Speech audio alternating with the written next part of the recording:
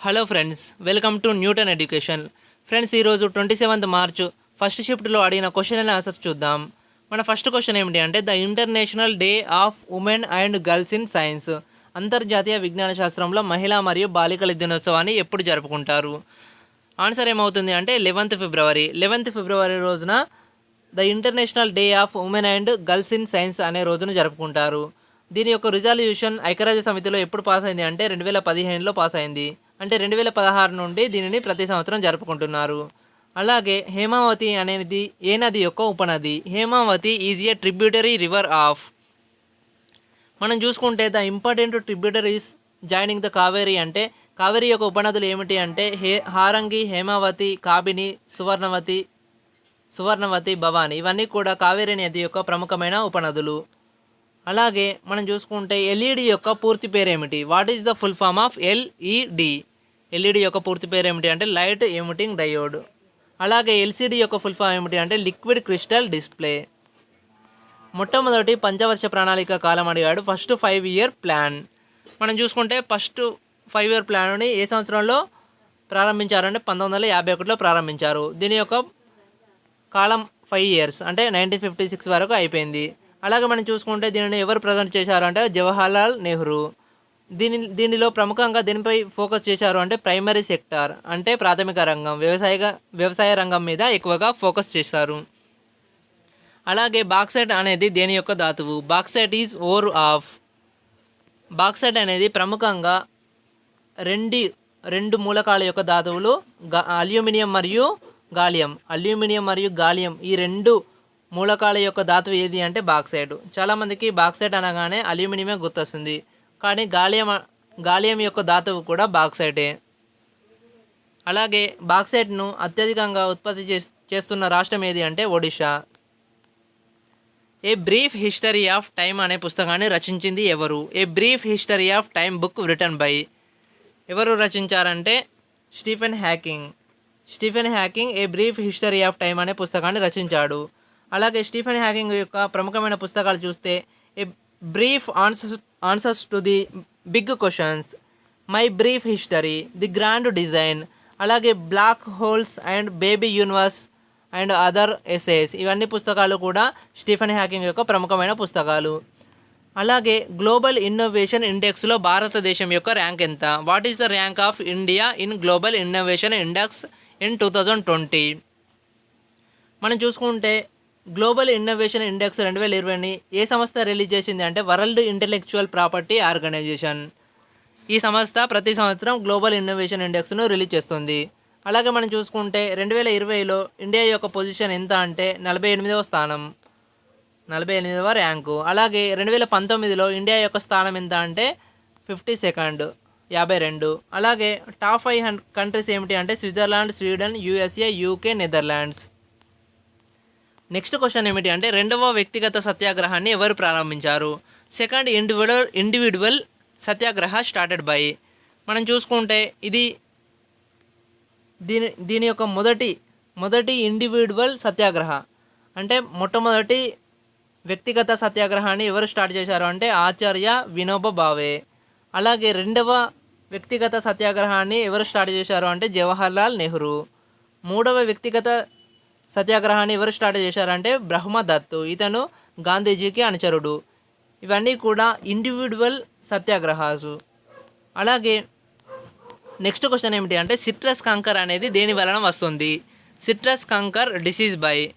దేని వలన వస్తుంది అంటే ఇది ఒక బ్యాక్టీరియా వలన వస్తుంది. మనకు ఆప్షన్లలో బ్యాక్టీరియా, వైరస్, ప్రోటోజోవా ఇలాంటి ఆప్షన్లు ఇచ్చారని చెప్తున్నారు, కాబట్టి మనకు బ్యాక్టీరియా అనేది ఆన్సర్ అవుతుంది. ఏ బ్యాక్టీరియా అంటే జాంతోమోనస్ ఎగ్జోనోపోడిస్ అనే బ్యాక్టీరియా వల్ల. అలాగే మనం చూసుకుంటే దీని వలన ఈ సిట్రస్ కాంకర్ అనే వ్యాధి ఏ జాతిలోకి వస్తుంది అంటే సిట్రస్ స్పీషియస్ అంటే సిట్రస్ జాతికి.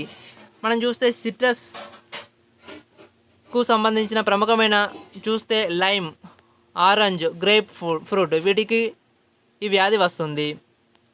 అలాగే సూర్యునికి మరియు భూమికి మధ్య దూరం ఎంత కలదు? What is the distance between sun and earth? ఎంత కలదు అంటే 149.28 మిలియన్ కిలోమీటర్లు కలదు. అలాగే రీసెంట్గా ఎగ్జామ్లో అడిగాడు సన్ యొక్క అవుటర్ మోస్ట్ లేయర్ ఏమిటి అని. అలాగే మనం చూసుకుంటే సన్కు ప్రముఖంగా 3 పొరలు కలవు. అందులో photosphere, chromosphere, the outermost sphere ఏది అంటే కరోనా అనేది సూర్యుని యొక్క అవుటర్ మోస్ట్ లేయర్. అలాగే కింది వాటిలో ఏది అవుట్పుట్ అని అడిగాడు. Which of the following is a output? Mouse, scanner, printer ఇచ్చాడు. మనకు మౌజు, స్కానరు, ప్రింటర్ అనే ఆప్షన్ ఇచ్చాడు. కాబట్టి మనకు ఆన్సర్ ఏమవుతుంది? ప్రింటర్ అనేది అవుట్పుట్. అలాగే మనం ప్రముఖమైన అవుట్పుట్స్ చూస్తే monitor, printer, head phones, computer speaker, projectors, GPS అంటే గ్లోబల్ పొజిషనింగ్ సిస్టమ్, అలాగే సౌండ్ కార్డ్స్, ఇవన్నీ కూడా ప్రముఖమైన కంప్యూటర్ యొక్క అవుట్పుట్స్. అలాగే హరప్ప అనేది ఏ నది ఒడ్డున కలదు? Harappa on the banks of which river? ఏ నది ఒడ్డున అంటే రావి నది ఒడ్డున. అలాగే ఇండియన్ షేక్స్పియర్ అని ఎవరిని అంటారు? Who is called as Indian Shakespeare? ఎవరిని అంటారు? కాళిదాసుని అంటారు. కాళిదాసు రచించిన ప్రముఖమైన పుస్తకాల గురించి చూద్దాం. కుమార సంభవం, అభిజ్ఞాన శాకుంతలం, రఘువంశం, మేఘదూతం, ఇవన్నీ కూడా కాళిదాసు రచించిన ప్రముఖమైన పుస్తకాలు.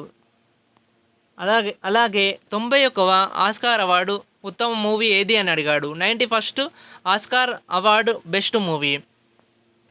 మనం చూసుకుంటే 2019లో గ్రీన్ బుక్ అనేది ఉత్తమ చిత్రంగా నిలిచింది. అలాగే రామీ మలేక్ అనే అతడు ఉత్తమ యాక్టర్గా, బెస్ట్ యాక్టర్గా బొహిమియన్ రప్సోడీ అనే చిత్రానికి ఉత్తమ నటుడుగా ఎన్నికయ్యాడు. అలాగే ఒలివియా కోల్మన్ ఉత్తమ నటిగా ఎన్నికైంది ది ఫేవరెట్ అనే చిత్రానికి. అలాగే 2020లో ఏ చిత్రానికి ఉత్తమ చిత్రంగా అవార్డు వచ్చింది అంటే ది పారాసైట్. అలాగే కింది వాటిలో ఏది అదిశ రాశి కాదు అని అడిగాడు. Which of the following is not a scholar? మనకు ఆప్షన్లలో ఫోర్స్ అనే ఆప్షన్ ఇచ్చాడని చెప్తున్నారు. కాబట్టి ఫోర్స్ అనేది స్కాలర్ కాదు, నాట్ ఏ స్కాలర్. అలాగే మనం చూసుకుంటే ప్రముఖమైన స్కాలర్ క్వాంటిటీస్ ఏంటియో చూద్దామంటే మాస్ అంటే ద్రవ్యరాశి, స్పీడ్ వేగం, డిస్టెన్స్ దూరం, టైం కాలం, ఏరియా వైశాల్యం, వాల్యూమ్ ఘనపరిమాణం, ఇవన్నీ కూడా స్కాలర్ క్వాంటిటీస్. అలాగే డెన్సిటీ సాంద్రత కూడా స్కాలర్ క్వాంటిటీ. స్కాలర్ అంటే అదిశ. టెంపరేచర్ ఉష్ణోగ్రత కూడా స్కాలరే. మనకు ఆప్షన్లలో ఫోర్స్ అనే ఆప్షన్ ఇచ్చాడు. ఫోర్స్ అనేది అదిశ రాశి కాదు. ఫోర్స్ అనేది ఏమవుతుందంటే సదిశ రాశి అంటే వెక్టార్. అలాగే జాతీయ గ్రీన్ ట్రిబ్యునల్ను ఎప్పుడు స్థాపించారు? National green tribunal established in which year? ఎప్పుడు స్థాపించారు అంటే 18th అక్టోబర్ 2010. 18th అక్టోబర్ 2010లో దీనిని స్థాపించారు. ఇది కాన్స్టిట్యూషనల్ బాడీ కాదు, అంటే రాజ్యాంగ సంస్థ కాదు. అలాగే 2021 వరకు దీని యొక్క చైర్మన్ ఎవరు అంటే ప్రస్తుతం జస్టిస్ ఆదర్శ్ కుమార్ గోయల్. మొట్టమొదటిసారి బ్యాంకులను ఎప్పుడు జాతీయం చేశారు? When was nationalised banks first time in India?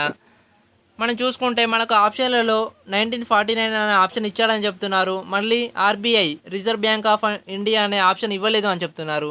మనం చూసుకుంటే మొట్టమొదటిసారి జనవరి 1949లో మొట్టమొదటిసారి ఆర్బీఐను జాతీయం చేశారు. అలాగే మనం చూసుకుంటే 14 బ్యాంకులను జూలై 1969లో జాతీయం చేశారు. అయితే 1969 అనే ఆప్షన్ ఇవ్వలేదు అని చెప్తున్నారు. అలాగే కింది వాటిలో ఏది ఇస్రో యొక్క కొత్త organization? New organization under ISRO. మనం చూసుకుంటే న్యూ స్పేస్ ఇండియా లిమిటెడ్ అనేది ప్రస్తుతం ఇస్రో యొక్క కొత్త ఆర్గనైజేషన్. అలాగే మనం చూసుకుంటే విక్రమ్ సారాభాయ్ స్పేస్ సెంటర్ ఎక్కడ కలదు? తిరువనంతపురంలో కలదు. అలాగే సతీష్ ధావన్ స్పేస్ సెంటర్ ఎక్కడ కలదు? శ్రీహరికోటలో కలదు. అలాగే యూఆర్ రావ్ శాటిలైట్ సెంటర్ ఎక్కడ కలదు? బెంగళూరులో కలదు. ఇస్రో ప్రాపల్షన్ కాంప్లెక్స్ ఎక్కడ కలదు? మహేంద్రగిరిలో కలదు.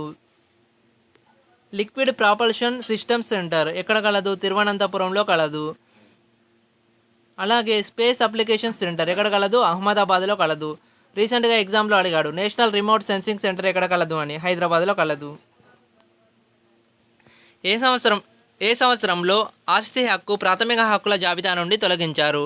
When was property tax removed from fundamental rights list. అలాగే మనం చూసుకుంటే ఏ రాజ్యాంగ సవరణ ద్వారా అంటే 44వ రాజ్యాంగ సవరణ ద్వారా ఆస్తి హక్కును అయితే ప్రాథమిక హక్కుల నుండి తొలగించారు.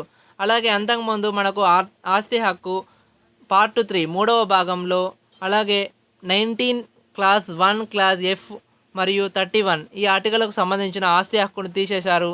అలాగే ప్రస్తుతం ఏ ఏ భాగంలో ఉంచారు అంటే పార్ట్ 12 12వ భాగంలో ఉంచారు. అలాగే దీనికి సంబంధించిన అధికరణ ఎంత అధికరణ అంటే ఆర్టికల్ 300A అనేది ప్రస్తుతం ఆస్తి హక్కుకు అధికరణ. అలాగే కింది వాటిలో ఏ నది పశ్చిమ కనుమలలో జన్మించలేదు? Western Ghats is not birth place of which of the following river? మనం చూసుకుంటే మనకు తపతి అనే ఆప్షన్ ఇచ్చాడు అని చెప్తున్నారు కాబట్టి తపతి అనేది ఆన్సర్ అవుతుంది. ఎందుకంటే తపతి అనేది వెస్టర్న్ ఘాట్స్లో పుట్టదు, జన్మించదు. అలాగే గోదావరి, కావేరి, కృష్ణ, తమిరపరాణి, అలాగే తుంగభద్ర ఇవన్నీ కూడా ప్రముఖమైన పశ్చిమ కనుమలలో జన్మించే నదులు. అలాగే బంగ్లాదేశ్కు కబడ్డీకి ఎలా సంబంధమో వాలీబాల్ అనేది దీనికి సంబంధం అని అడిగాడు. కబడ్డీ అనేది బంగ్లాదేశ్కు నేషనల్ స్పోర్టు, అలాగే వాలీబాల్ అనేది ఏ దేశానికి నేషనల్ స్పోర్టు.